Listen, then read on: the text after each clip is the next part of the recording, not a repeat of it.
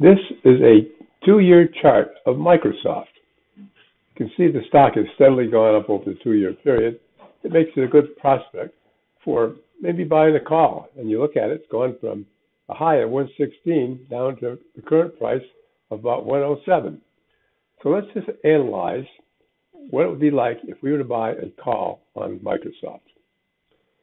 We are going to buy, this is October 26th on a Friday, and I want to buy a call that's good for 2 weeks. It's going to expire November 9th in 2 weeks at 107, which is where the price of the stock is right now.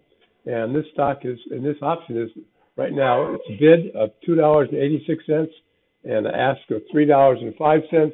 We probably can buy this somewhere in that middle between that range. And so we're going to plug in $3. I'm going to buy 2 of these options. So we're going to buy the right to get 200 shares of Microsoft at $107 a share anytime between now and 2 weeks from now. Let's just look at the graph here. In 2 weeks, when this call expires, if the stock still is at 107, well, it expires worthless, and we don't get anything back for it. We lose our entire $600. Go buy 2 of them. If it falls by any amount, you still lose $600. Can't do anything about it. Now, on the other hand, if it goes up to 108, say, well, that means in 2 weeks, when this call expires, it's going to be worth $1. The difference between $108 and our option to buy at 107. So we get $100 for each one. We got 2 of them, so we get $200 back, but we still lose $400. The stock ends up at 109. We're going to be able to sell that option for $2, and we'll get $400 back for our 2 options. We still lose $200. And if it goes up $3 from 107 to 110, well, we break even, get our money back, because we can sell the option for $3 what we paid for it.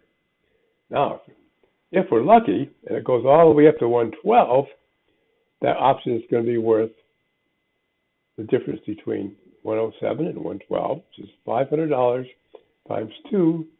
That's $1,000 we can take in, but we paid $400. We paid $600 for the option. We shows us with a profit of $400. But you look at all the different things that could happen to this stock in the next 2 weeks, and there's only one spot where you get a decent return. You've got to go all the way from 107 up to 112. Otherwise, we don't make anything. In fact, in almost all the other instances, we lose our entire $600. Let's compare that to buying what we call a calendar spread. The calendar spread is we are going to, and you can do all sorts of calendar spreads. This is just one possibility. We are going to buy a call option that expires in December 7th. And since we think Microsoft is going to go up, we're going to select a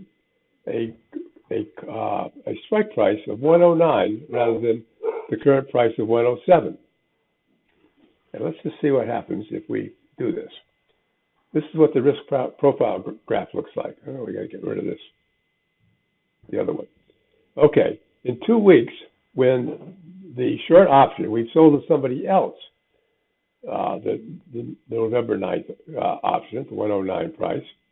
If the stock stays just at 107, where it is right now, we see that we will make $500 and something profit now on our this case. By the way, this calendar spread is going to cost us $119 each. And since we want to compare the $600 investment in buying the call option with the spread price, we can buy 5 of these for the $600. It's to compare apples and apples here. So we can buy 5 calendar spreads versus the 2 of just buying the call itself.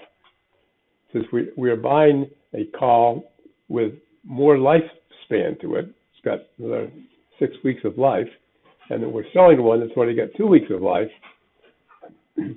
at the same strike price, it's called calendar spread, we have to come up with only a little over $120, including commissions, since we got 5 of them, $600.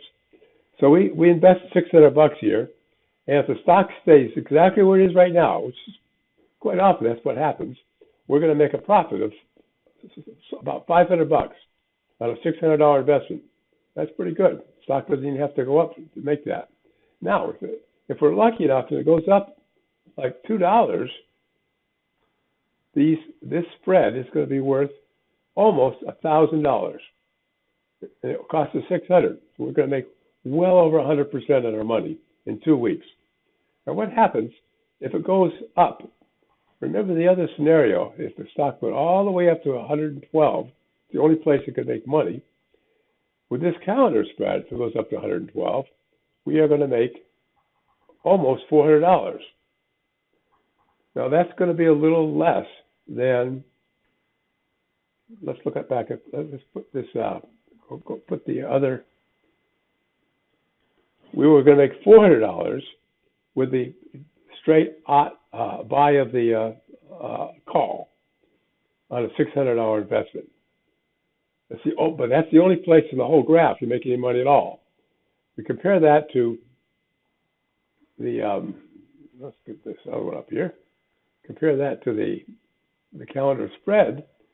We make a little less money. We almost make $400, but we also make money if the stock ends up at any price between 104 and 112. Anywhere in that range, we are going to make a profit with a calendar spread. And the only place that we make a profit with buying the straight call is at between 110 and 112. There's a very small area here. And if we're lucky enough, the stock goes up $2, we can make $1,000 with a calendar spread. And at that point, remember, we're going to make we actually lose money with a straight purchase of the call, because we have to go up to 110 before we make any money at all. So I hope that you will agree with me in this brief comparison to buying a calendar spread versus buying a call option, that buying a call option is a pretty lousy idea, and that buying something like a calendar spread or other kinds of spreads that we talk about in various tips, you're a whole lot better off than you would be as just buying a straight call.